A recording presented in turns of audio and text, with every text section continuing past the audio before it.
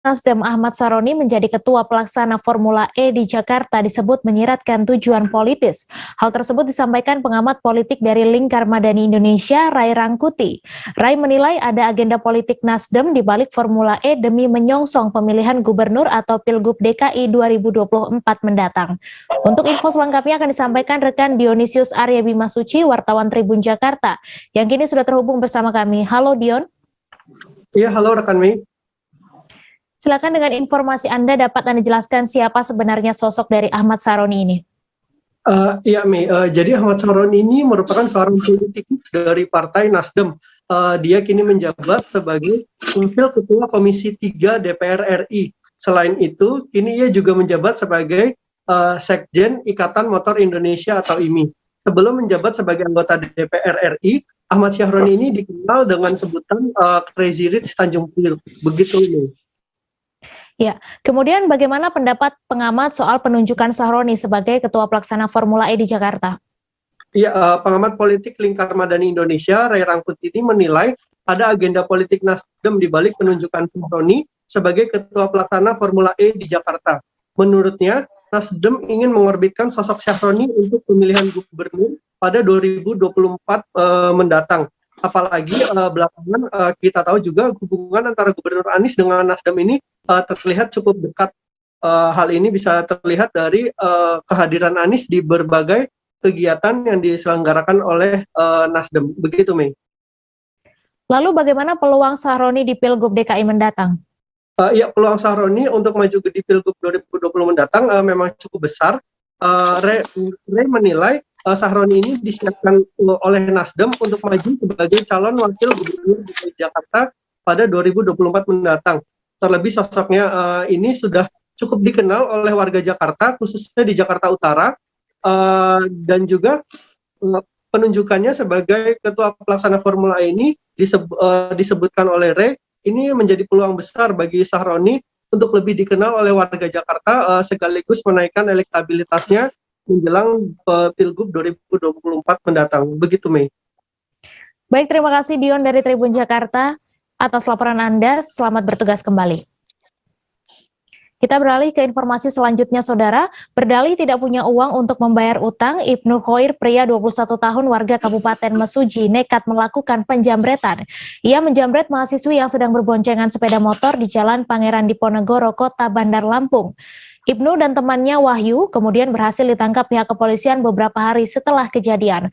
Untuk info selengkapnya akan disampaikan rekan M. Joviter Husin, wartawan Tribun Lampung yang kini sudah terhubung bersama kami. Halo Joviter. Halo Mei. Silakan dengan informasi Anda bagaimana kronologi kasus penjambretan yang dilakukan tersangka Ibnu Khoir ini. Ya, untuk kronologisnya sendiri itu dilakukan oleh tersangka Ibnu pada pekan lalu. Adapun alasan Ibnu melakukan penjambretan adalah karena terlilit hutang. Adapun hutang tersebut berupa satu buah ponsel milik tersangka Wahyu. Nah, untuk melunasi hutang tersebut, Ibnu tega melakukan penjambretan yang dilakukan di Jalan Diponegoro.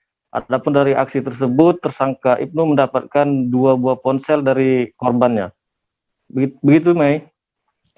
Lalu seperti apa proses penangkapan terhadap kedua tersangka ini? Ya, pasca kejadian korban melaporkan ke Polresta setempat dan langsung dilakukan penyidikan. Berselang 3 hari dari kejadian, jajaran di Reskrim Polda Lampung berhasil mengamankan tersangka Wahyu dan tersangka Ibnu.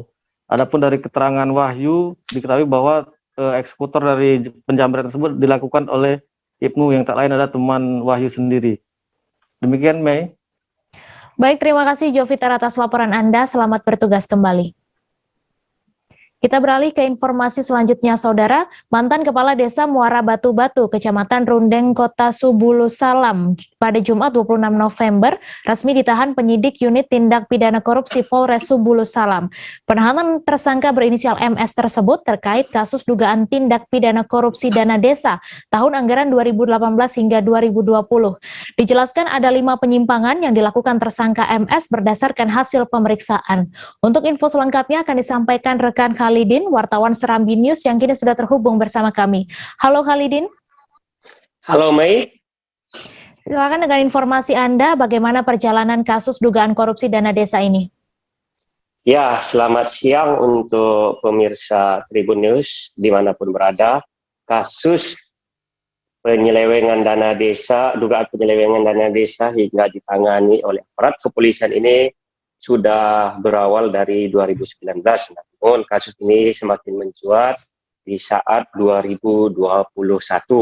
Ya, kasus ini sendiri berjalan sekitar hampir 9 bulan untuk penanganannya di kepolisian. Saat itu sebenarnya aparat kepolisian, khususnya dari unit Tipikor, Satreskrim Polres Subulu Salam mulai menangani sekitar Januari. Lalu pada April penanganan ditingkatkan ke Lidik dan prosesnya terus berlanjut hingga terbitnya hasil audit BPKP yang menyatakan adanya kerugian negara sekitar 723 juta lebih atas hal ini, sehingga setelah melalui proses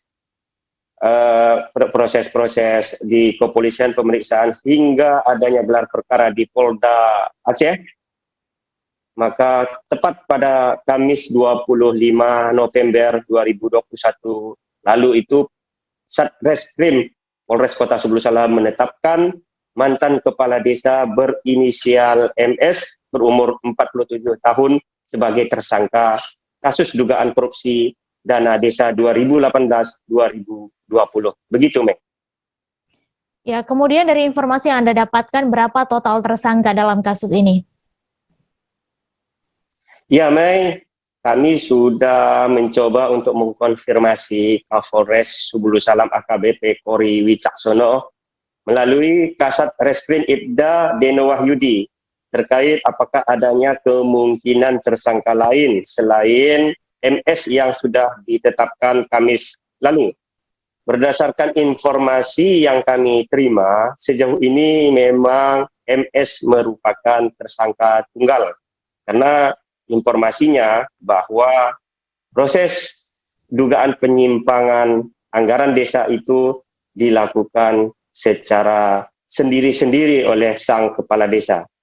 Walaupun demikian, aparat kepolisian masih mencari dokumen lain dan kemungkinan jika ditemukan adanya dokumen sebagai barang bukti untuk pendukung kasus ini, mungkin bisa saja timbul tersangka baru.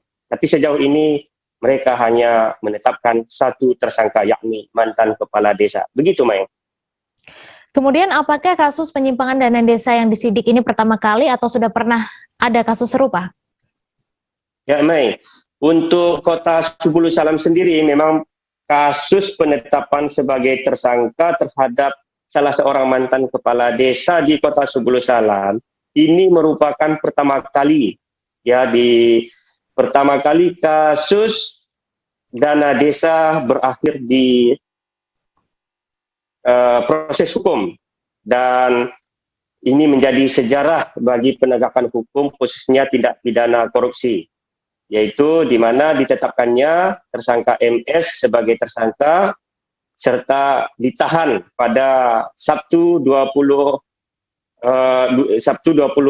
Jumat 26 November kemarin. Jadi ini adalah pertama kali, sehingga diharapkan menjadi cemeti bagi para kepala desa yang aktif saat ini untuk melaksanakan atau mengelola anggaran desa sesuai mekanisme dan peraturan. Begitu, Mai. Lalu dapat Anda jelaskan bagaimana modus penyelewengan dana desa Muara Batu-Batu ini? Ya, Mai. MS adalah kepala desa aktif di 2020 hingga 2020 lalu, dan kasus penyimpangan ini terjadi antara 2018 sampai 2020 atau tiga anggaran ya. Dari hasil keterangan yang disampaikan atau BAP ke pihak kepolisian, ada memang beberapa modus terjadi indikasi kecurangan atau penyimpangan anggaran desa di Desa Muara Batu-Batu, Kecamatan Rundeng, Kota Subulu Salam. Desa Muara Batu-Batu ini berada di bantaran Sungai Soraya, tapi sebenarnya tidak jauh dari pusat kecamatan. Nah, salah satu dari modusnya itu menurut BAP atau keterangannya ke pihak penyidik, yaitu dengan cara markup atau adanya kelebihan pembengkakan harga barang yang dibeli dengan harga pasar yang sesungguhnya. Ada selisih harga yang mungkin signifikan. Jadi salah satu barang tersebut yang diadakan yakni pengadaan seng ya. Seng itu informasinya dihargai sekitar 90.000 per lembar. Sementara harga pasarnya sekitar 63.000. Kami sempat menanyakan kepada kepala desa kenapa menaikkan harga. Sang mantan kepala desa memberikan penjelasan bahwa sebenarnya harga itu masih di dalam batas wajar. Menurutnya dia tidak melebihi standar harga Pemko. Jadi untuk proses-proses pengadaan di daerah itu sebenarnya ada juga dibuat ya standarnya, ada standar yang dikeluarkan oleh pemerintah, dan menurut sang mantan kepala desa bahwa dia masih belum melampaui standar harga Pemko. Sementara standar harga Pemko itu per lembarnya seng 7 kaki dihargai 106.000. Begitu Mei. Dan modus lain ada kwitansi bodong ya, kwitansi kosong. Mungkin begini, ada pengeluaran yang dicatatkan namun barangnya atau bukti pengeluaran itu hanya selembar kertas tanpa jelas penerimanya atau penggunaannya. Kemudian ada juga program atau pengadaan lain, termasuk adanya bantuan-bantuan yang seharusnya tersalur untuk masyarakat sebagai penerima, ternyata tidak disalurkan, malah dijual kembali ke toko-toko yang ada di Kota Subulu Salam.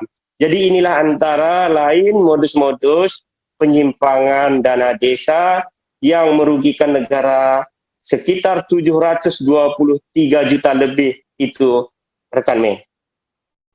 Baik, terima kasih Khalidin atas laporan Anda. Selamat bertugas kembali. Ya, terima kasih. Kami akan kembali seusai jeda sejenak, saudara. Tetap di Live Update. Oke, apa kabar Bang Arif di sini untuk strateginya? Kalau saya sendiri di game 37 ini yang semalam baru mulai, Apa yang saya dirasakan udah Kak Fernita? Sebenarnya aku nggak ngerasain penangkapan atau penggerbegan atau apapun itu, karena gini loh, posisinya aku kriteria. Jadi kita mengenal disebut dengan stroke yang tidak berdarah dengan stroke yang berdarah. Stroke yang tidak berdarah itu biasanya ditandai dengan adanya penyumbatan. Kalau itu terjadi di sini mungkin pikirnya tidak ke situ kali ya, tapi kalau di Korea atau di Kamboja itu ada beberapa paper yang saya itu mas, ya dulunya tukang koran. Oh gitu ya, Tukang koran. ya saya baca itu Pak. Tuh kan, pernah baca kan? Ya. Jadi kalau saya jadi tanggal itu udah bersyukur banget. si anak ini dijadikan sebagai tersangka begitu. Ya, kalau ini kita bicara yang di luar kasus Sibolombo ya. Soal dengan nama hujan shower, di mana terdapat batas jelas antara daerah hujan dan tidak hujan yang biasanya terjadi pada fase awal mature stage atau tahap berbahaya dewasa. itu Kang. Jadi mulai artinya terjadinya perlembekan. Nah itu untuk penetrasi akan sulit begitu ya. Dok saya ini menurut saya memang tidak mudah, bukan urusan tanah diambil. Kalau misalnya Amerika Serikat sekarang, Rasulullah mengatakan dalam sebuah hadis bahwa habis gajian, netizen belanjain orang-orang pakai GoPay, cashback sampai 90%. Terima kasih Anda masih menyaksikan Live Update. Kondisi jembatan penghubung antar desa di Desa Jelatan, Kabupaten Merangin memprihatinkan. Untuk sementara agar jembatan itu dapat dilalui, warga Desa Jelatan memperbaikinya secara swadaya. Meski demikian, kondisi itu dikhawatirkan akan menimbulkan korban jiwa sebab perbaikan dilakukan seadanya. Untuk info selengkapnya akan disampaikan rekan Darwin Sijabat, wartawan Tribun Jambi yang kini sudah terhubung bersama kami. Halo Darwin.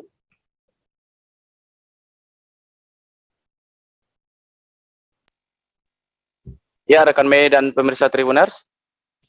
Ya, silakan dengan informasi Anda dapat Anda jelaskan bagaimana kondisi dari jembatan itu. Ya, pemirsa, kami sampaikan bahwa kondisi jembatan penghubung yang ada di Desa Telantang, Kecamatan Pamenang, Kabupaten Merangin sangat memprihatinkan. Sehingga pengendara yang melintasi jalan tersebut atau jembatan tersebut harus sangat berhati-hati. Sehingga kenapa? Karena memang salah satu sisi dari jembatan tersebut masih terputus atau masih amblas.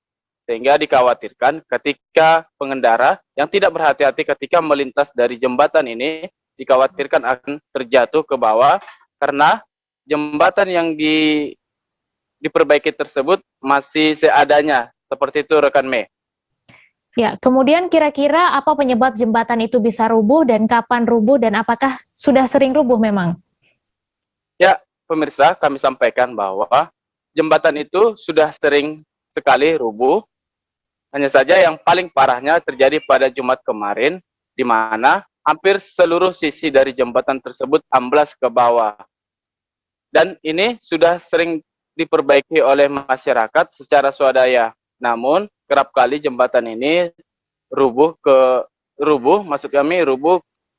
hingga karena dari termakan usia oleh jembatan ini tersebut yang dibangun sejak sekitar tahun 1994 dan rubuhnya jembatan ini juga dipengaruhi dari angkutan yang melintas dari jembatan tersebut sekitar kurang lebih 100 ton setiap harinya yang mengangkut dari buah-buah sawit. Seperti itu rekan Mei dan pemirsa.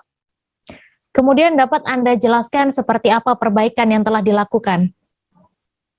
Ya, kami jelaskan bahwa perbaikan yang dilakukan oleh masyarakat selama ini dari sejak setahun silam, bahwa perbaikan yang dilakukan itu hanya seadanya yang dilakukan itu berkat dari kerjasama antara pemuda dan masyarakat sekitar yang secara sukarela membangun jembatan tersebut secara swadaya, sehingga kekuatan daripada jembatan tersebut seadanya sehingga dikhawatirkan bahwa jembatan tersebut akan kembali rubuh jika nantinya jembatan tersebut tidak sesegera mungkin dilakukan perbaikan oleh pemerintah. Seperti itu. Baik, Tribuners, wartawan kami juga telah menghimpun wawancara dengan Ketua Karang Taruna Desa Jelatan, Kecamatan Pamenang. Berikut tayangannya untuk Anda.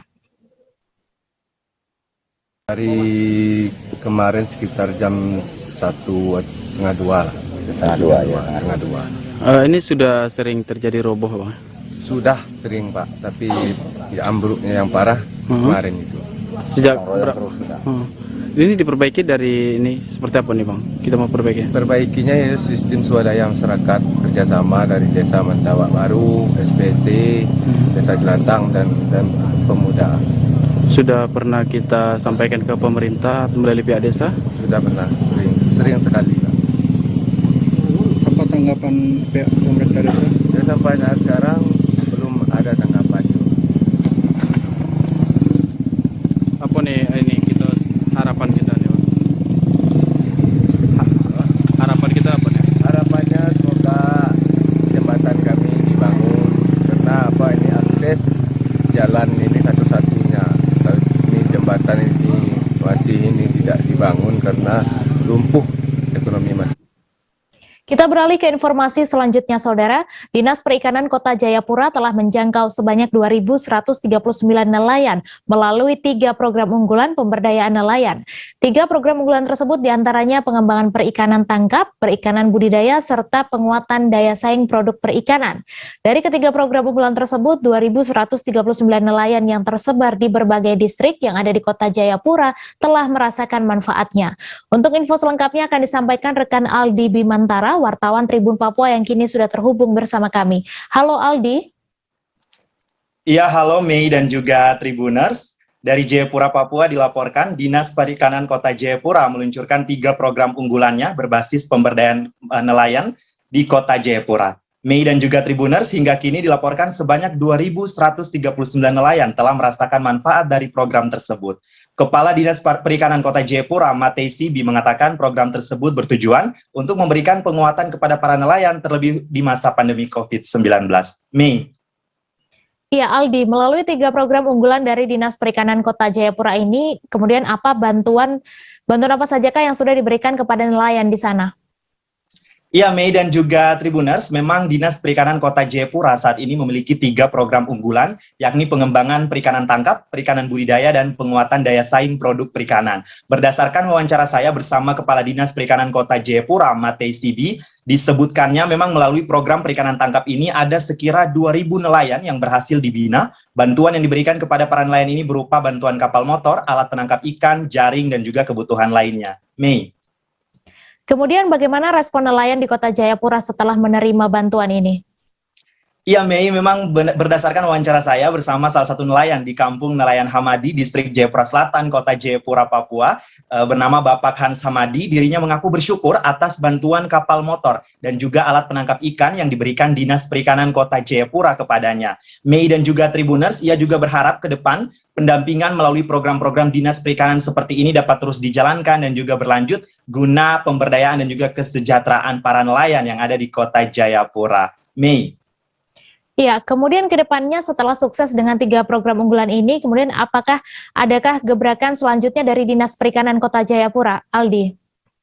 Ya, Mei, memang berdasarkan wawancara saya bersama Kepala Dinas Perikanan Kota Jayapura, Matei Sibi, dirinya menyebutkan ke depan pihaknya akan memfokuskan sekira 71 unit pusat pengelolaan ikan yang telah dibentuk di Kota Jayapura dan sekitarnya. Ini dimaksudkan ya dari dibentuknya 71 unit pusat pengelolaan ikan di Kota Jayapura ini agar nantinya para nelayan di Kota Jayapura dapat berdaya saing dan unggul dalam menghasilkan produk-produk perikanan serta sejahtera secara perekonomian keluarga. Dan memang dikatakannya juga bahwa melalui 3 program unggulan ini nantinya para nelayan yang ada di Kota Jayapura didorong penguatan ekonominya dan didorong dalam artian membentuk koperasi begitu.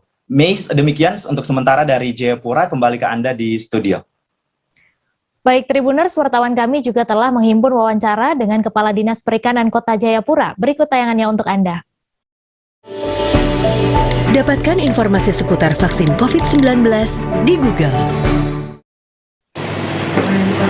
Ya, terima kasih. Kita dari Dinas Perikanan ada 3 program unggulan kita, yaitu pengembangan perikanan tangkap, perikanan budidaya, dan penguatan daya saing produk perikanan. Nah, untuk perikanan tangkap sendiri, kita kurang lebih ada 2.000 lebih nelayan yang kita bina. Itu terdiri dari nelayan asli Papua dan non Papua, dan kita bina selama ini dengan pendampingan maupun dukungan sarana dan prasarana produksi perikanan untuk mereka. Kemudian kita juga mendorong mereka untuk tergabung di dalam atau memiliki kelembagaan berupa koperasi maupun kelompok berbadan hukum. Nah, perhatian pemerintah sejauh ini yang sudah dilakukan adalah untuk nelayan bantuan kapal motor di bawah 5 groston, kemudian alat bantu penangkapan ikan berupa alat pancing, kemudian jaring, terus kemudian untuk alat bantu alat penangkapan ikan. Kemudian untuk alat bantu penangkapan ikan berupa toolbox kita bantu, kemudian GPS dan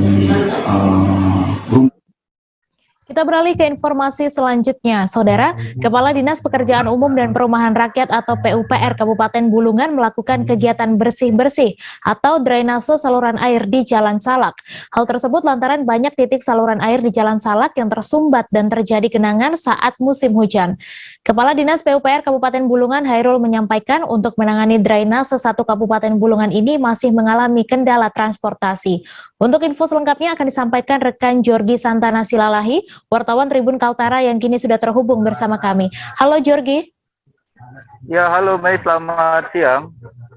Ya, selamat siang. Silahkan dengan informasi Anda, apa kesimpulan dari kegiatan bersih-bersih tersebut? Baik, terima kasih Mei. Selamat siang Tribuners. Hari ini Minggu 28 November 2021 sejak pukul 8 pagi tadi, Dinas Pekerjaan Umum dan Penata Ruang Kabupaten Bulungan kesimpulannya melakukan kegiatan bersih-bersih gotong royong tepatnya di Jalan Salak, yang dimana kegiatan ini untuk melakukan drainase di saluran-saluran air yang mampet, yang juga dimana di lokasi tersebut rawan terjadinya banjir dan juga genangan air yang hingga memakan bahu jalan. Dan pelaksanaan pembersihan gotong royong drainase di Jalan Salak Kabupaten Bulungan itu dilakukan dari sejak pukul 8 pagi dan sampai pukul 11 siang tadi. Meskipun kegiatan pembersihan drainase di beberapa ruas jalan protokol ini seharusnya menjadi tanggung jawab oleh Dinas Lingkungan Hidup Kabupaten Bulungan, tapi Hairul, Ketua Kepala Dinas PUPR Bulungan, kegiatan bersih-bersih beserta jajaran tersebut sebagai inisiatif pemerintah daerah Kabupaten Bulungan dalam turut menjaga menangani masalah banjir, yang dimana juga di bulan November sampai Desember ini merupakan di mana cuaca mulai pancaroba khususnya di Provinsi Kalimantan Utara, tepatnya di Kabupaten Bulungan. Rencananya perbaikan drainase dan juga normalisasi saluran ini secara bertahap dari awal tahun 2022, yang dimana ditutup pakai kayu papan, bakal diganti dengan bangunan manhole atau penutup lubang got, kemudian pasang besi trail, yang dimana besi got selokan itu supaya tidak ada lagi genangan hingga makan jalan, ataupun dan membangun plat juker gorong-gorong itu juga yang nantinya akan menghubungkan pembuangan air menuju pembuangan saluran di air drainase hingga ke sungai. Ia juga menyebutkan alasan pergantian papan kayu ini untuk nantinya dipakai oleh papan besi supaya tidak terjadinya ada pembangunan di daerah tersebut yang mayoritas rawan genangan banjir hingga di pinggir jalan.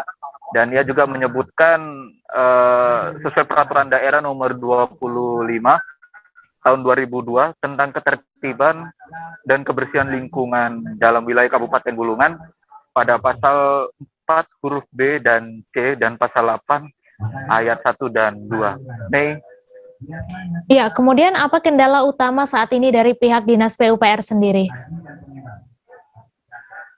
Baik, menurut kendala dari Dinas PUPR Kabupaten Bulungan menyampaikan ada beberapa titik yang belum bisa ditangani, khususnya di daerah hulu, di area gunung, yang dimana drainase ini masih bertahap untuk di pembangunan dan juga dipakai saluran air, terutama yang fokuskannya oleh teman-teman Dinas PUPR itu adalah di daerah kota, yaitu di daerah konstruksi perbatasan antara Bulungan dengan daerah hilir, itu yang sangat sulit. Dan kedua, adanya Bulungan itu Dinas PUPR itu menginginkan adanya bantuan anggaran kendaraan operasional. Kemudian yang ketiga, alat-alat yang perlu dilengkapi di awal tahun 2022 adalah yaitu mesin trako, yang dimana untuk mengangkut limbah atau air-air yang padat di drainase sendiri. Nih. Baik, Tribuners, wartawan kami juga telah menghimpun wawancara dengan Kepala Dinas PUPR Kabupaten Bulungan. Berikut tayangannya untuk Anda. Ini kita coba saluran yang di Jalan Salak drainasenya, karena ini adalah posisi yang paling rendah. Jadi kenapa harus di sini? Ini nanti kita anggap saluran yang utama lah untuk mengalirkan dari titik-titik lain, spot-spot yang dari jalan seperti Jalan Rambai Padi yang dari.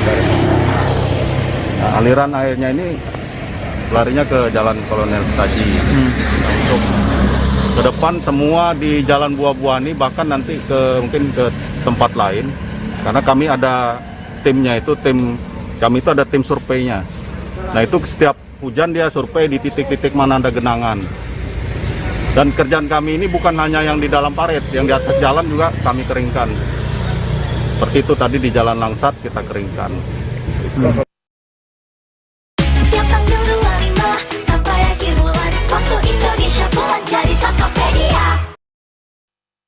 Kita beralih ke informasi selanjutnya, Saudara. Atlet Muay Thai Kabupaten Oku Timur berhasil memborong 21 medali pada Pekan Olahraga Provinsi Sumsel 2021 Oku Raya. Perolehan 21 medali tersebut dengan rincian 8 emas, 5 perak, dan 8 perunggu. Cabang olahraga Muay Thai ini termasuk dalam penyumbang medali emas tertinggi untuk Oku Timur. Untuk info selengkapnya akan disampaikan rekan Edo Pramadi, wartawan Tribun Sumsel yang kini sudah terhubung bersama kami. Halo Edo. Ya, rekan Mei. Silakan dengan informasi Anda bagaimana proses jalannya pertandingan cabang olahraga Muay Thai dalam Porprov Sumsel 2021 ini. Oke, baiklah. Untuk Pekan Olahraga Provinsi Sumsel 2021 ini dibuka sejak tanggal 21 dan akan ditutup pada hari ini, yakni pada tanggal 28 November 2021. Nah, untuk cabang olahraga Muay Thai sendiri itu pertandingannya dilangsungkan di Balai Rakyat Pemda Oku Timur.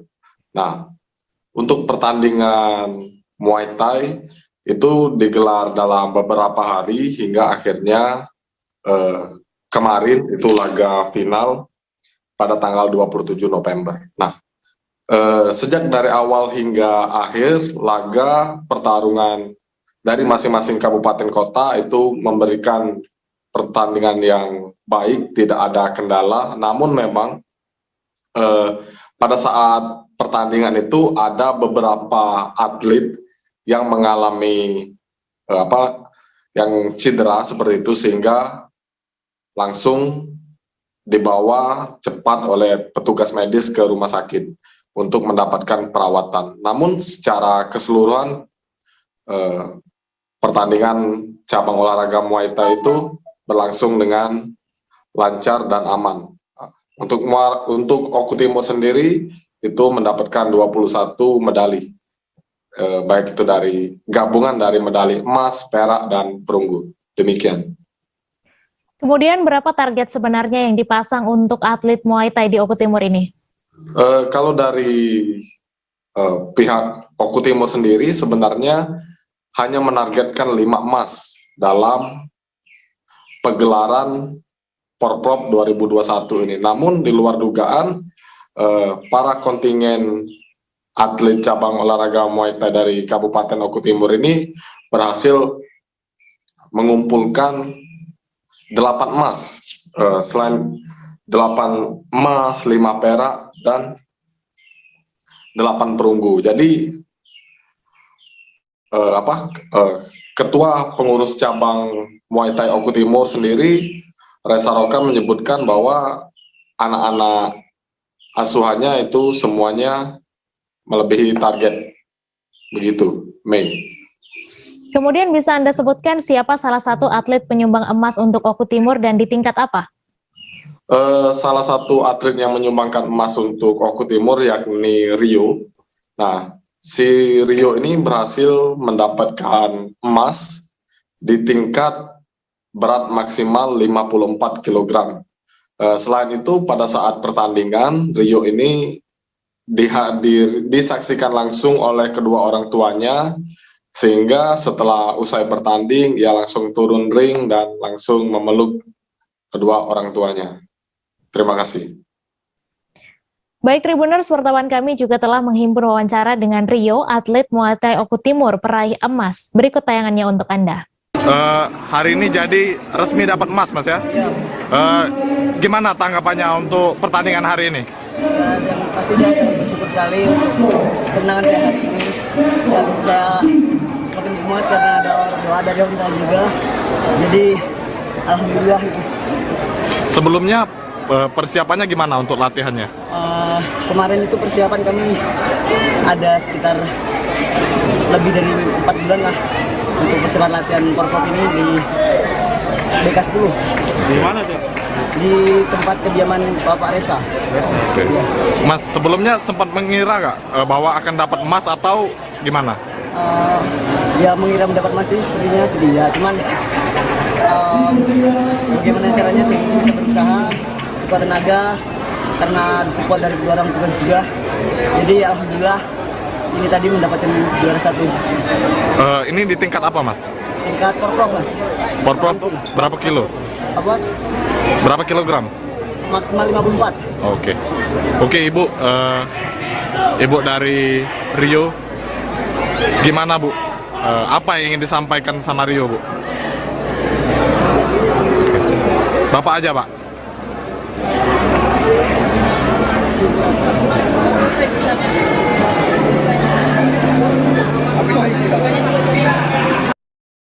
Kami akan kembali usai jeda sejenak, saudara, tetap di live update. Oke, apa kabar Bang Aris di sini untuk strateginya? Kalau saya sendiri di Jumip 37 ini yang semalam baru mulai, saya udah Sebenarnya aku nggak ngerasa itu penangkapan atau penggerebegan atau apapun itu. Karena gini loh, posisinya aku kriteria. Jadi kita mengenal disebut dengan stroke yang tidak berdarah dengan stroke yang berdarah. Stroke yang tidak berdarah itu biasanya ditandai dengan adanya penyumbatan. Kalau itu penyumbatan di sini mungkin pikirnya tidak ke situ kali ya. Tapi kalau di Korea atau di Kamboja itu ada beberapa paper yang Saya itu Mas, ya dulunya tukang koran. Oh gitu ya. Tukang koran. Ya, saya baca itu Pak. Tuh kan, pernah baca kan? Ya. Jadi kalau saya jadi tanggal, itu udah bersyukur banget. Si anak ini dijadikan sebagai tersangka begitu. Ya, kalau ini kita bicara yang di luar kasus Situbondo ya. Dengan nama hujan shower, di mana terdapat batas jelas antara daerah hujan dan tidak hujan yang biasanya terjadi pada fase awal mature stage atau tahap Berbahaya dewasa. itu Kang. Jadi mulai artinya terjadinya perlembekan. Nah itu untuk penetrasi akan sulit. Gitu ya. Dok, saya ini menurut saya memang tidak mudah, bukan urusan tanah diambil. Kalau misalnya Amerika Serikat sekarang, Rasulullah mengatakan dalam sebuah hadis bahwa berpuasa di 6 hari Syawal itu. Oke, apa kabar Bang Arif di sini untuk strateginya? Kalau saya sendiri di Jumip 37 ini yang semalam baru mulai, saya udah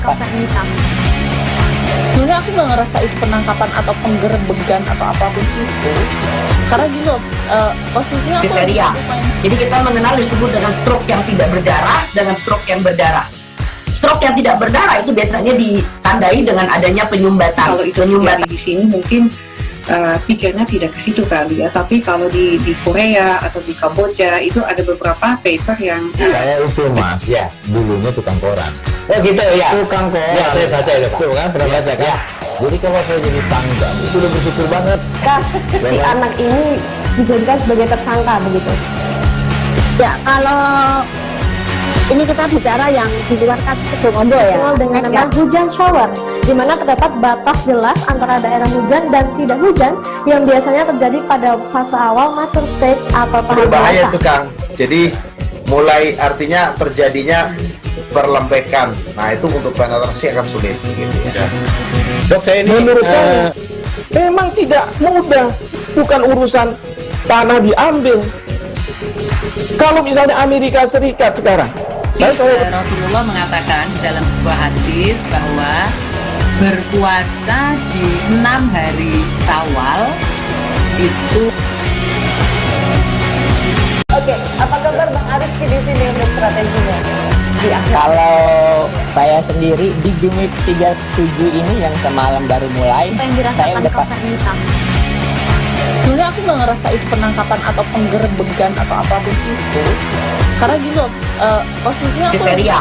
Jadi kita mengenal disebut dengan stroke yang tidak berdarah dengan stroke yang berdarah.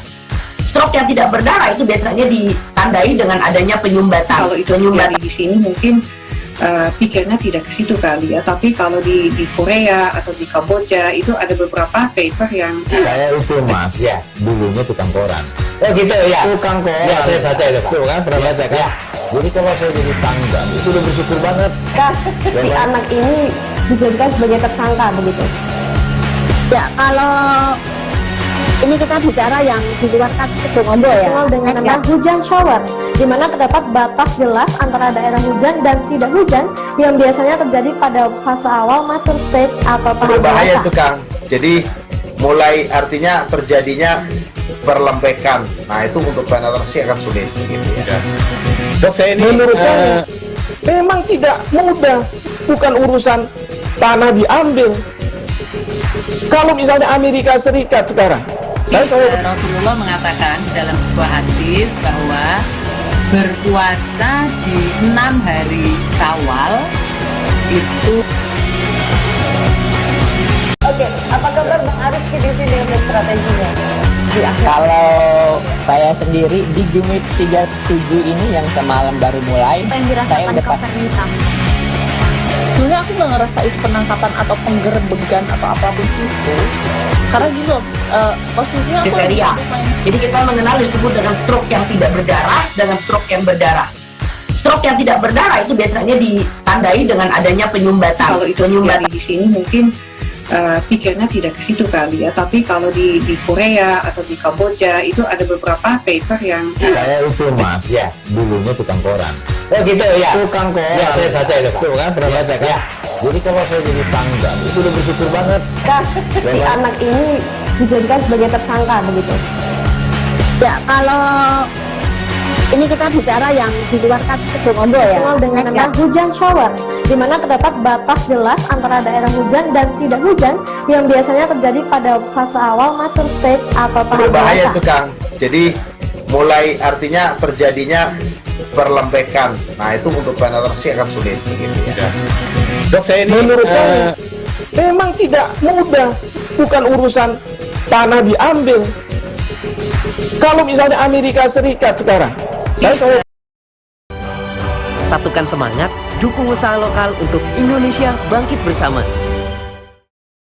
Rasulullah mengatakan dalam sebuah hadis bahwa berpuasa di 6 hari Syawal itu. Oke, apa kabar Bang Arif di sini dengan strateginya? Kalau saya sendiri di Jumit 37 ini yang semalam baru mulai. Terima kasih Anda masih menyaksikan live update. Dapur Masak Mama Rahayu berlokasi di Jalan Raden Intan, Komplek PU Kelurahan Wai mengaku Balik Bukit, Lampung Barat. Dapur Masak Mama Rahayu ini menyediakan aneka bumbu masak siap pakai, serta bumbu masak siap pakai yang ditawarkan bebas dari bahan pengawet dan MSG. Untuk informasi lebih lengkapnya akan disampaikan oleh rekan Nanda, wartawan Tribun Lampung. Halo Nanda. Ya, halo Mei dan Tribuners. Ya, silakan dengan informasi Anda, apa yang spesial dari Dapur Masak Mama Rahayu ini, dan ada menu apa saja di sana? Yang spesial dari Dapur Masak Mama Rahayu ini, di sana menyediakan berbagai macam bumbu masak siap pakai yang bebas dari bahan pengawet dan MSG. Kemudian ada juga berbagai menu kuliner lainnya yang disediakan di sana seperti bandeng presto, dan juga ikan tongkol presto. Demikian, Mei. Lalu bagaimana tarif dari menu-menu di Dapur Masak Mama Rahayu? Apakah selain makan di tempat bisa juga dipesan? Tarif dari menu-menu yang ditawarkan di Dapur Masak Mama Rahayu bervariasi. Kalau untuk bumbu siap pakainya sendiri itu per cupnya Rp20.000 sampai Rp40.000. Untuk ukuran besarnya Rp40.000. Kemudian di situ juga menyediakan catering untuk pesta dengan tarif Rp25.000 sampai Rp50.000. Lalu ada nasi bungkus Rp10.000 sampai Rp15.000, nasi kotak Rp20.000 sampai Rp25.000, prasmanan Rp15 sampai Rp25.000, ada kopi teh susu Rp3.000 sampai Rp5.000, nasi goreng ayam Rp15.000. Terus ada juga bandeng tadi, bandeng presto dan ikan tongkol presto yang satunya dihargai satu buahnya, satu ikannya itu dihargai Rp10.000. Ada juga pepes tahu, pepes tahu yang harganya Rp5.000. Demikian, Mei. Ya. Kemudian dapat Anda jelaskan bagaimana rute jika ingin mampir ke Dapur Masak Mama Rahayu? Rute yang bisa digunakan, rute yang digunakan atau dituju untuk menuju lokasi Dapur Masak Mama Rahayu itu melintasi jalan lintas Liwa Bukit Kemuning. Kalau dari Bandar Lampung, ibu kota provinsi Lampung, itu sekitar 5-6 jam. Kemudian di Tugu Liwa itu menuju Jalan Raden Intan. Dari Jalan Raden Intan ke Komplek PU, daerah situlah Dapur Masak Mama Rahayu itu berada. Jadi kira-kira kalau ditempuh dari ibu kota Bandar Lampung itu ya sekitar 6 jam perjalanan. Tapi kalau dari Liwa sendiri memakan waktu mungkin 10 menitan. Baik, terima kasih Nanda atas laporan Anda. Selamat bertugas kembali. Ya.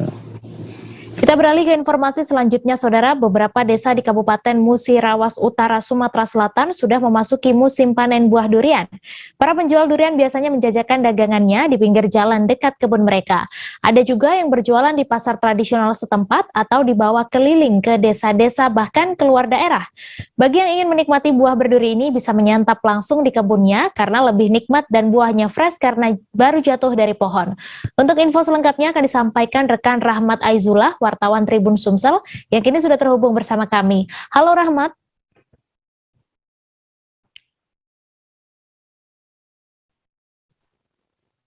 Halo, Mai. Ya, silakan dengan informasi Anda bagaimana keseruan menikmati buah durian di kebunnya langsung. Iya, Mei dan Tribuners. Jadi untuk menikmati libur akhir pekan ini, para penikmat buah durian tidak ada salahnya jika mampir di beberapa kebun durian di Kabupaten Musirawas Utara. Mengingat saat ini beberapa desa sudah mulai memasuki musim panen buah durian. Itu seperti di Desa Aringin, Kecamatan Karangdapo, ada juga di Desa Mandiangin, Kecamatan Rawasilir. Beberapa desa juga kami temukan sudah memasuki panen buah durian, yaitu di Desa Karanganyar dan Karangwaru di Kecamatan Rupit. Jadi keseruan para penggemar buah durian ini, mereka bisa menikmati langsung buah duriannya itu di kebunnya. Begitu buah durian ini jatuh, para pembeli atau penikmat buah durian bisa langsung merasakan nikmatnya buah durian yang fresh, yang baru jatuh dari pohonnya. Mei. Ya, kemudian buah durian yang dipanen ini jenis apa saja dan berapa kisaran harganya, Rahmat? Ya, kami tadi sudah berbincang dengan beberapa penjual buah durian ini. Mereka biasanya menjajakan dagangannya di pinggir jalan, tidak jauh dari kebun mereka. Untuk jenis buah durian sendiri di sini, di Kabupaten Musirawas Utara ini, banyak macamnya. Itu diantaranya itu ada durian montong, ada juga durian tembaga, durian emas, kemudian ada juga durian kuningan, ada juga bahasa setempat, bahasa di desa-desa di sini, itu mereka menyebutnya ada durian bakul, durian buntal, dan ada juga durian jelojo, dan masih banyak lagi. Mei. Kemudian untuk harganya sendiri, karena sekarang ini sudah memasuki musim panen yang cukup banyak, jadi harganya sudah mulai turun dibandingkan sebelumnya. Itu sekarang bisa dibeli dengan harga 10.000 per buah. Namun ada juga yang harganya cukup tinggi, yaitu seperti jenis durian montong ini, harganya mencapai 60.000 per buah. Demikian, Meng. Ya, kemudian selain dimakan langsung, adakah olahan makanan lain dari buah durian ini, Rahmat? Iya. Jadi di Kabupaten Musirawas Utara, Sumatera Selatan ini ada beberapa olahan makanan yang terbuat dari bahan dasarnya durian. Jadi buah durian ini selain dimakan langsung, maksud kami bisa dibuat jenis makanan lain seperti dodol durian, kemudian ada juga gula durian. Kemudian durian ini juga bisa dijadikan lauk pauk begitu oleh masyarakat di sini. Salah satu jenis lauk yang cukup terkenal di daerah ini, yang bahan dasarnya dari durian asli, yaitu namanya biasa disebut dengan gulai durian. Nah, jadi gulai durian ini kalau masyarakat di sini menyebutnya itu gulai tempoyak atau gulai jehu. Kemudian juga ada sambal durian di sini juga. Meng. Baik, terima kasih Rahmat atas laporan Anda. Selamat bertugas kembali. Kita beralih ke informasi selanjutnya, Saudara. Sulawesi Tengah memiliki keindahan alam menakjubkan yang bisa dikunjungi wisatawan. Pegunungan, pantai, hingga budayanya memiliki daya pikat tersendiri. Apalagi jika Anda berkunjung ke Kota Palu, Sulawesi Tengah, tak lengkap rasanya jika tidak mendatangi Matantimali. Desa ini berada di Pegunungan Gawalise yang memiliki ketinggian sekitar 1.500 meter dari permukaan laut dan memiliki pemandangan yang luar biasa. Di bagian timur, Anda bisa melihat keseluruhan Kabupaten Sigi secara utuh dan sungai raksasa Sungai Palu yang panjang dan berkelok-kelok. Untuk info selengkapnya akan disampaikan rekan Alam Syahrir, wartawan Tribun Palu yang kini sudah terhubung bersama kami. Halo Alam. Traveloka Pay Later sekarang bisa dipakai belanja di e-commerce. Daftar sekarang. Ya, halo Mei. Silakan dengan informasi Anda dapat Anda deskripsikan keindahan Matantimali ini. Baik, rekan Mei dan Tribuners yang berada di rumah, Puncak Matantimali menjadi salah satu wisata alam di Sulawesi Tengah yang sangat direkomendasikan untuk Tribuners. Puncak Matantimali merupakan salah satu yang terbaik, di mana terletak di Desa Matantimali, Kecamatan Marawola, Kabupaten Sigi, yang berbatasan langsung dengan Kota Palu. Bagi Anda Tribuners yang ingin mencari angin segar dengan pemandangan alam bak surga, mengunjungi Puncak Matantimali ini adalah solusi yang terbaik. Hal ini dikarenakan destinasi ini berada di kawasan pegunungan dan jika berada di sekitarnya, hawa sejuk dan asri seolah-olah akan menyegarkan dan menyapa Tribuners. Selain itu, hamparan Kota Palu yang dikelilingi oleh pegunungan juga sangat jelas terlihat dari Puncak Matantimali. Apalagi jika malam hari, keindahan semakin berlipat ganda sehingga membuat siapapun pasti betah berlama-lama di Matantimali ini. Ditambah lagi, Tribuners tidak akan menemukan suguhan yang seperti ini di tempat lain di Sulawesi Tengah. Kembali, rekan Mei. Ya, kemudian bagaimana kondisi jalan untuk menuju ke Matantimali? Baik, rekan Mei dan Tribuners, untuk mencapai Matantimali itu dibutuhkan waktu sekitar 1 jam dari Kota Palu. Tribuners bisa menggunakan kendaraan baik roda 2 maupun roda 4. Setelah itu hanya butuh waktu sedikit menuju puncak dengan menelusuri jalan berbatu, pinggiran yang curam, serta melewati sejumlah desa di Kecamatan Marawola Barat atau jalan utama menuju Kecamatan Pinembani, Kabupaten Sigi ini. Dalam perjalanan menuju puncak itu, Tribuners juga akan disuguhkan pemandangan berupa hamparan sawah, pegunungan Gawalise, serta lembah Palu. Dan Tribuners juga dapat menyaksikan keindahan pohon pinus ketika tiba di pegunungan Matantimali. Dan perlu diingat bahwa Tribuners saat akan ke pegunungan Timali harus mengecek kondisi kendaraan dengan baik. Sebab saat hujan, jalan yang menuju ke Gunung Matantimali sangat licin dan tidak ada pembatas jalan di pinggirnya, dan itu langsung ke juram, juram yang sangat dalam. Kembali rekan Mei. Kemudian selain keindahannya, apalagi yang menarik dari Matantimali ini? Baik, selain menikmati pemandangan yang indah di Matantimali, Tribuners juga dapat melakukan olahraga para layang. Kondisi geografis di sini baik itu letak ketinggian, temperatur, dan keadaan anginnya sangat para layang. Karena itu Matantimali juga dikenal sebagai lokasi para layang terbaik di Asia Tenggara, bahkan tingkat dunia. Di kawasan ini juga terdapat beberapa rumah pohon di atas bukit, pemandangannya sangat indah. Deretan gunung, bukit hijau, dan Teluk Palu dapat dilihat secara langsung dari Puncak Matantimali ini. Dan pihak pengelola Puncak Matantimali juga menyediakan teropong yang namun saat Tribun Palu datang berkunjung digembok atau belum bisa dipergunakan. Kembali rekan Mei. Baik, terima kasih Alam atas laporan Anda. Selamat bertugas kembali. Kami akan kembali usai jeda sejenak, Saudara. Tetap di Live Update. Oke, apa kabar Bang Arif di sini untuk strateginya? Kalau saya sendiri di Jumit 37 ini yang semalam baru mulai, saya udah Sebenarnya aku nggak ngerasa itu penangkapan atau penggerebegan atau apapun itu, karena gini loh, posisinya aku kriteria. Jadi kita mengenal disebut dengan stroke yang tidak berdarah dengan stroke yang berdarah. Stroke yang tidak berdarah itu biasanya ditandai dengan adanya penyumbatan. Kalau itu terjadi di sini mungkin pikirnya tidak ke situ kali ya, tapi kalau di Korea atau di Kamboja itu ada beberapa paper yang saya itu mas, ya dulunya tukang koran. Oh gitu ya, Tukang koran. ya saya baca itu Pak. Tuh kan pernah baca kan? Ya. Jadi kalau saya jadi pangdam itu udah bersyukur banget. Si anak ini dijadikan sebagai tersangka begitu. Ya kalau ini kita bicara yang di luar kasus Situbondo ya, dengan nama hujan shower, di mana terdapat batas jelas antara daerah hujan dan tidak hujan yang biasanya terjadi pada fase awal mature stage atau tahap Berbahaya dewasa. itu Kang.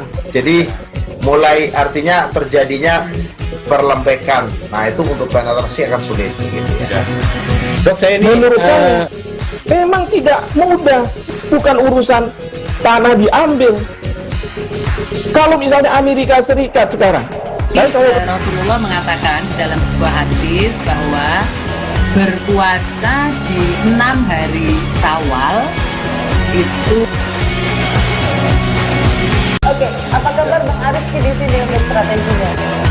Kalau saya sendiri di Jumit 37 ini yang semalam baru mulai, saya udah sebenarnya aku nggak ngerasa itu penangkapan atau penggerebegan atau apapun itu, karena gini loh, posisinya aku kriteria. Jadi kita mengenal disebut dengan stroke yang tidak berdarah dengan stroke yang berdarah. Stroke yang tidak berdarah itu biasanya ditandai dengan adanya penyumbatan. Kalau itu terjadi di sini mungkin pikirnya tidak ke situ kali ya, tapi kalau di Korea atau di Kamboja itu ada beberapa paper yang Saya itu mas, ya dulunya tukang koran. Oh gitu ya, Tukang koran. ya saya baca itu Pak. Tuh kan pernah baca kan? Ya. Jadi kalau saya jadi pangdam itu udah bersyukur banget. Si anak ini dijadikan sebagai tersangka begitu. Ya kalau ini kita bicara yang di luar kasus Situbondo ya, dengan nama hujan shower, di mana terdapat batas jelas antara daerah hujan dan tidak hujan yang biasanya terjadi pada fase awal mature stage atau tahap Berbahaya dewasa. itu Kang. Jadi mulai artinya terjadinya perlembekan. Nah itu untuk penetrasi akan sulit. Gitu, ya. Dok, saya ini menurut saya memang tidak mudah, bukan urusan tanah diambil. Kalau misalnya Amerika Serikat sekarang, Rasulullah mengatakan dalam sebuah hadis bahwa berpuasa di 6 hari Syawal itu. Oke, apa kabar Bang Arif di sini untuk strateginya? Kalau saya sendiri di Jumit 37 ini yang semalam baru mulai, saya udah sebenarnya aku nggak ngerasa itu penangkapan atau penggerebegan atau apapun itu, karena gini loh, posisinya aku kriteria. Jadi kita mengenal disebut dengan stroke yang tidak berdarah dengan stroke yang berdarah. Stroke yang tidak berdarah itu biasanya ditandai dengan adanya penyumbatan. Kalau itu terjadi di sini mungkin pikirnya tidak ke situ kali ya, tapi kalau di Korea atau di Kamboja itu ada beberapa paper yang Saya itu mas, ya dulunya tukang koran. Oh gitu ya, Tukang koran. ya saya baca itu Pak. Tuh kan pernah baca kan? Jadi kalau saya jadi pangdam itu udah bersyukur banget. Si anak ini dijadikan sebagai tersangka begitu. Ya kalau ini kita bicara yang di luar kasus Situbondo ya, dengan nama hujan shower, di mana terdapat batas jelas antara daerah hujan dan tidak hujan yang biasanya terjadi pada fase awal mature stage atau tahap Berbahaya dewasa. itu Kang. Jadi mulai artinya terjadinya perlembekan. Nah itu untuk penetrasi akan sulit. Gitu, ya. Dok, saya ini menurut saya memang tidak mudah, bukan urusan tanah diambil. Kalau misalnya Amerika Serikat sekarang, Rasulullah mengatakan dalam sebuah hadis bahwa berpuasa di 6 hari Syawal itu. Oke, apa kabar Bang Arif di sini untuk strateginya? Kalau saya sendiri di Jumit 37 ini yang semalam baru mulai, saya udah sebenarnya aku nggak ngerasa itu penangkapan atau penggerebegan atau apapun. Terima kasih Anda masih menyaksikan live update. Kecelakaan lalu lintas maut kembali terjadi di Kabupaten Tanah Laut, Kalimantan Selatan pada Minggu 28 November dini hari. Satu unit minibus tercebur, terbalik dan tenggelam di sungai di kawasan Rawalebak di Desa Gunung Raja, Kecamatan Tambangulang. Semua orang yang ada di dalam mobil berwarna merah hati tersebut, 3 orang meninggal. Salah satunya adalah pejabat eselon 4 di lingkungan pemerintah Kabupaten Tanah Laut. Untuk info selengkapnya akan disampaikan oleh rekan Roy, wartawan Banjarmasin Post yang kini sudah terhubung bersama kami. Halo Roy. Ya, halo. Selamat siang, Mei. Ya, selamat siang. Bisa Anda jelaskan sekitar jam berapa laka lantas tersebut terjadi? Kemudian bagaimana kondisi mobil saat ditemukan atau dilihat warga? Ya, baik. Terima kasih. Secara persis untuk kecelakaan tersebut memang belum bisa dipastikan karena di lokasi tersebut tidak ada rumah penduduk sehingga tidak ada yang mengetahui, apalagi diperkirakan laka lantas tersebut terjadi dini hari, barangkali sekitar pukul 00 seperti itu, karena sebelumnya ada kontak dari keluarga, lost kontak sekitar pukul 00 tersebut, sehingga memang dari pihak kepolisian juga tidak mengetahui, sementara ini dari saksi yang melihat langsung karena memang lokasi itu sangat sepi, tidak ada rumah penduduk. Dan baru diketahui ketika sekitar pagi tadi, ketika ada pengendara yang melintas, kemudian dan juga warga sekitar melihat terkejut ketika ada di dekat sungai setempat yang merupakan di kawasan Rawalebak dalam itu ada terlihat ban mobil, karena mobil itu posisi terbalik dan tenggelam sama sekali, hanya terlihat tipis kondisi ban, hanya seperti yang terlihat. Demikian rekan Mei. Ya, kemudian ketiga korban itu apakah satu keluarga dan kemudian saat itu korban datang dari arah mana dan hendak kemana? Ya, 3 korban yang teridentifikasi meninggal di tempat itu merupakan 2 orang diantaranya adalah keluarga, karena 1 orang yang meninggal itu atas nama Kristiana usia 53 tahun, kemudian ada anak kecil perempuan, laki-laki itu Muhammad Danis Kenzi Adiatna, itu umur 4 tahun, itu cucunya dari Kristiana. Kemudian 1 lagi perempuan dewasa bernama Aida Dwi Cahyani, ini merupakan pengasuh dari si Muhammad Kenzi tersebut. Jadi satu warga, dua orang ini berkeluarga, yang satunya adalah pengasuh yang juga rumahnya beda tempat seperti itu. Demikian rekan Mei. Kemudian bagaimana upaya Polantas dalam mengevakuasi korban dan menarik mobil dari sungai itu? Ya, begitu mendapatkan informasi dari masyarakat dan memang laka lantas ini sangat cepat menyebar di sosial media maupun di grup sosial chat.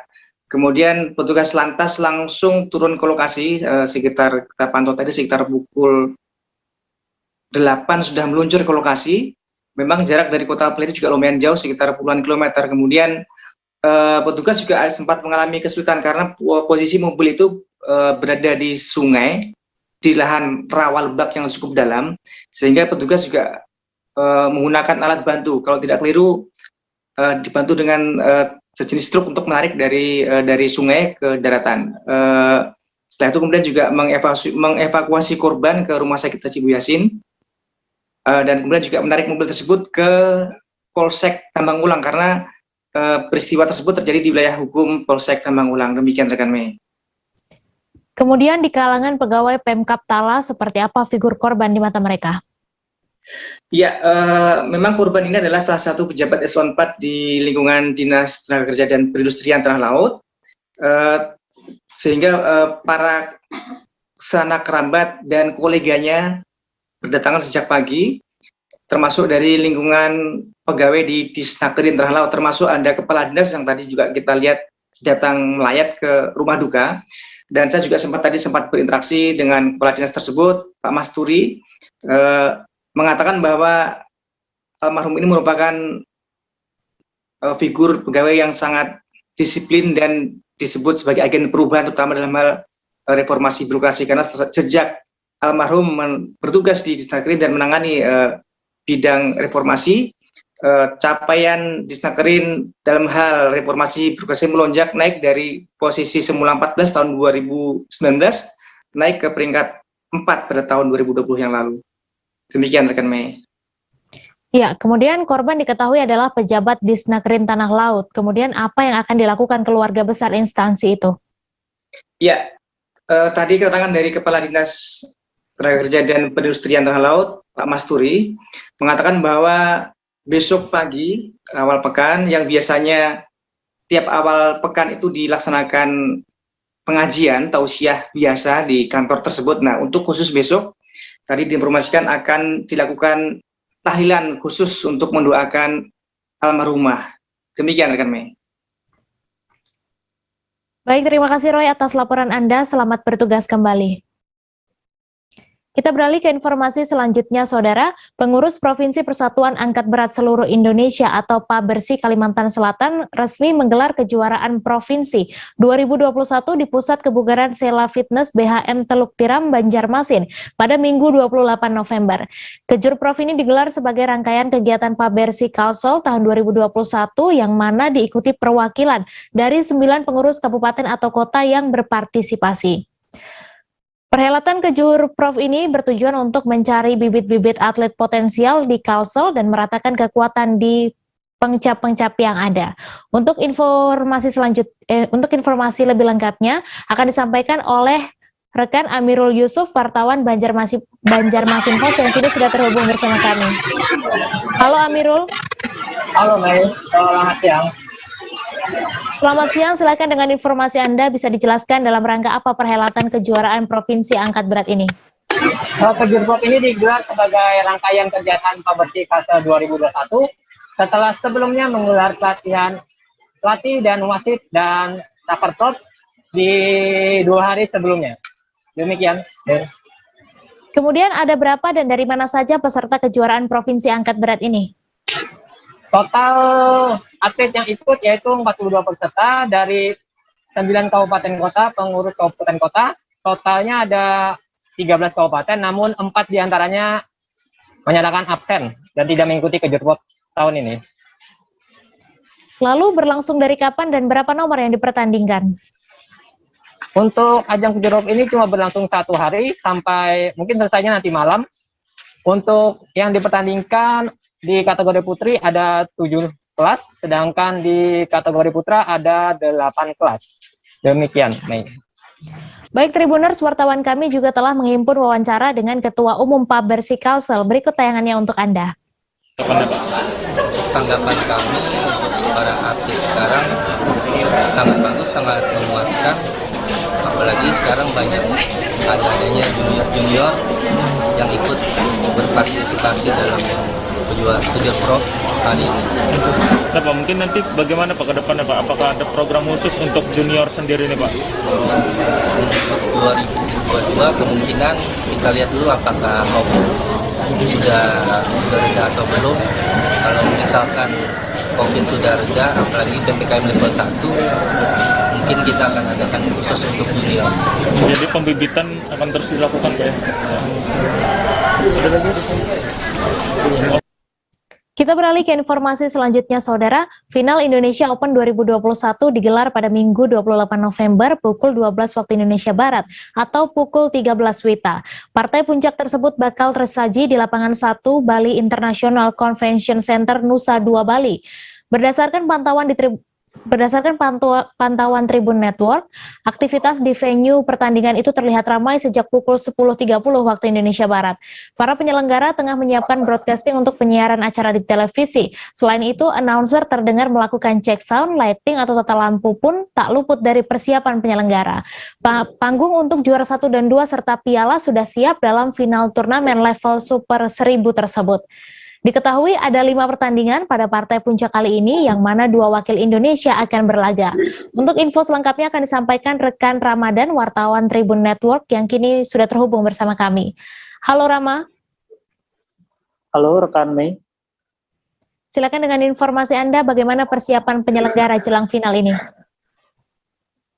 Ya, seperti diketahui, panitia penyelenggara telah melakukan persiapan sejak pukul 9 pagi tadi.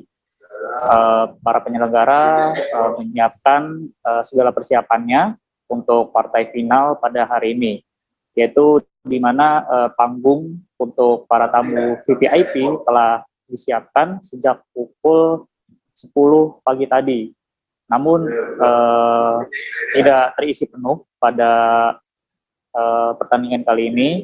Namun tamu yang hadir tetap memperhatikan protokol kesehatan untuk menikmati partai final kali ini.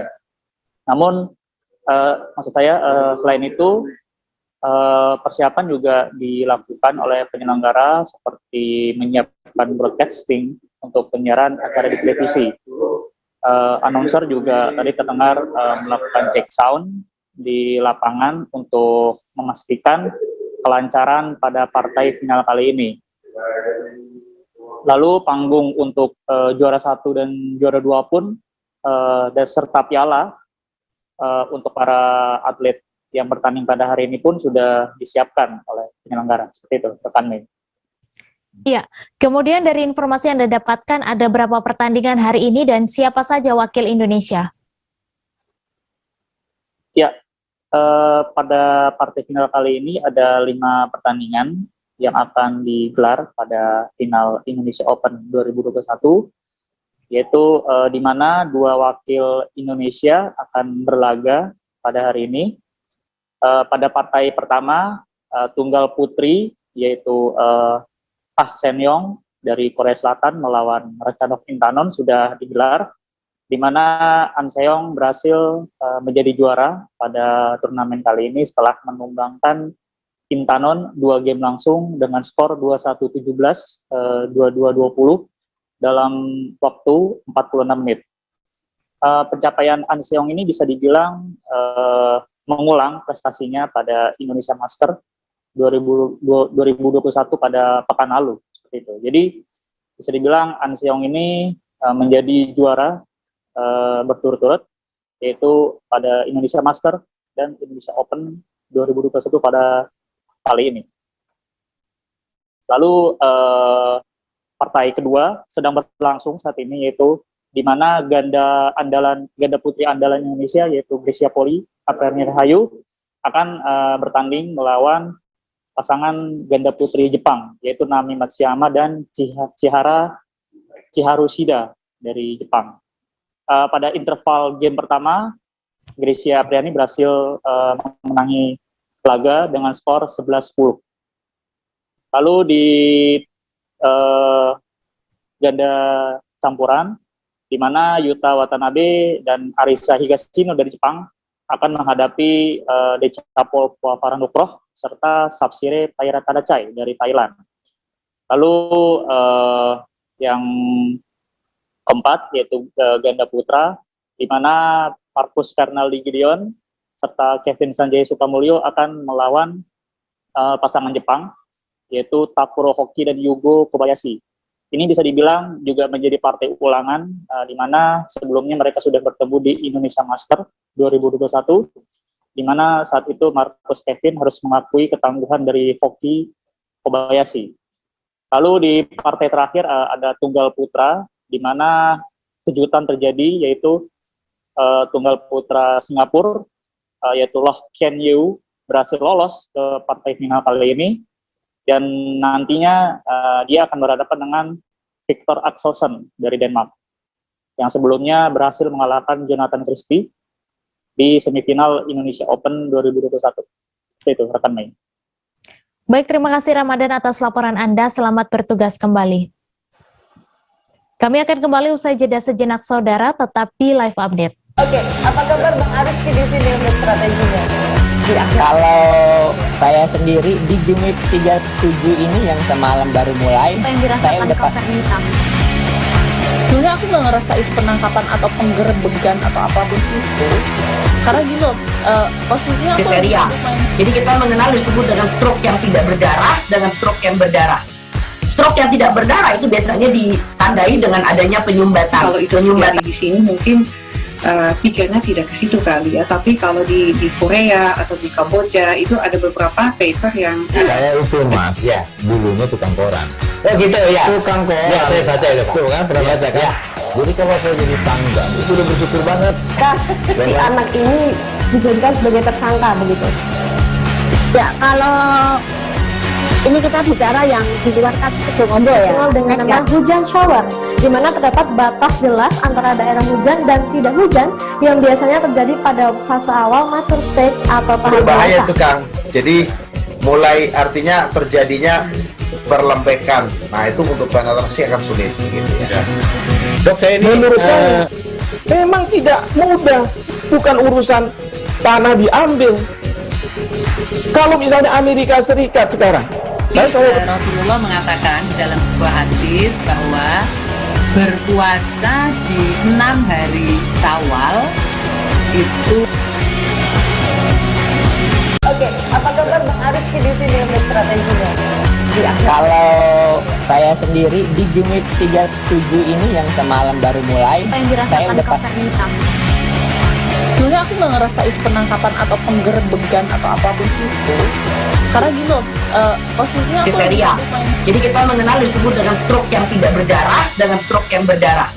Stroke yang tidak berdarah itu biasanya ditandai dengan adanya penyumbatan. Kalau itu terjadi di sini mungkin pikirnya tidak ke situ kali ya, tapi kalau di Korea atau di Kamboja itu ada beberapa paper yang Saya itu Mas, dulunya tukang koran.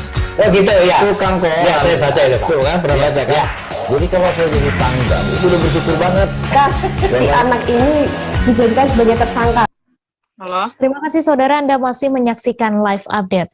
Upaya penertiban tempat hiburan malam yang dilakukan oleh pihak pemerintah Kabupaten Serang tetap dilanjutkan.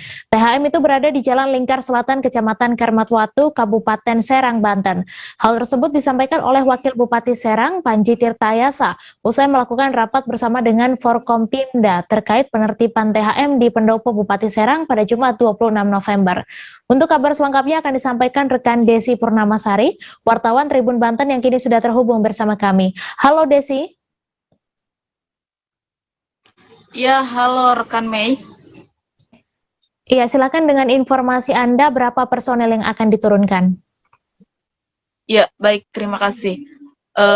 Sebelumnya memang pemerintah Kabupaten Serang telah berupaya untuk menertibkan tempat hiburan malam yang ada di Jalan Lingkar Selatan, Kecamatan Kramatwatu, Kabupaten Serang tersebut.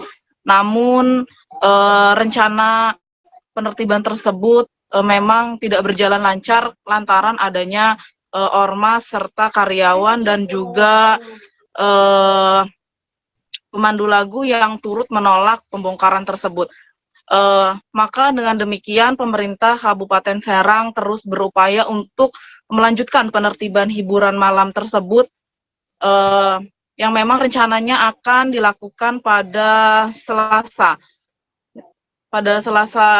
minggu depan, dan pihak pemerintah Kabupaten Serang pun turut melibatkan personil gabungan mulai dari Satpol PP Kabupaten Serang, Satpol PP Cilegon, Satpol PP Provinsi, bahkan pihak Polres Serang dan juga Polres Cilegon. Secara keseluruhan personil yang akan diturunkan yakni sebanyak 500 personil. Begitu. Kemudian berapa alat berat yang akan diturunkan dalam penertiban ini? Ya, untuk jumlah THM-nya sendiri juga yang nantinya akan dilakukan pembongkaran yaitu sebanyak 7 THM dengan menurunkan sekitar 4 alat berat untuk melakukan penertiban di THM tersebut. Selain itu juga pihak dari pemerintah Kabupaten Serang pun akan juga turut menurunkan truk ya, akan turut menurunkan truk untuk penyitaan barang-barang yang ada di THM tersebut, begitu. Kemudian nantinya seperti apa pembongkaran tersebut?